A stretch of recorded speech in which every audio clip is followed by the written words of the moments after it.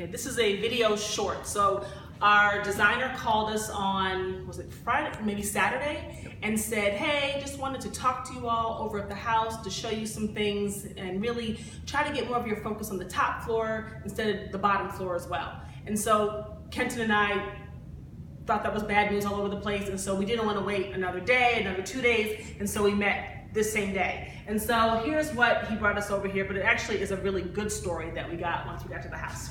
So see how we took out this wall here, and now we're trying to make this floor plan as open as possible? So the way to accomplish that is, of course, taking out the wall, but also we've got the staircase here that's going to go down to the basement.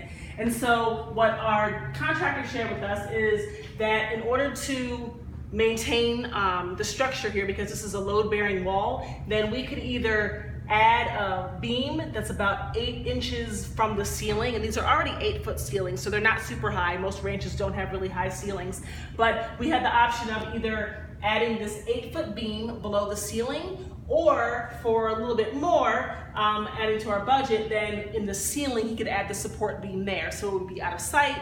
It would accomplish keeping the structure, stable and maintain integrity, but then also it still kept the floor plan, open, because that's what we're trying to accomplish. So we went with Plan B. We're going to bump up the budget just a little bit, and we're going to add the beam. I believe it's on both sides here, running through the center of the house, and then you won't be able to see the beam. But it was a good story because he actually talked to us about getting double closets in the master bedroom during that same visit, so it actually was a win. But those are just some of the things you kind of have to go through.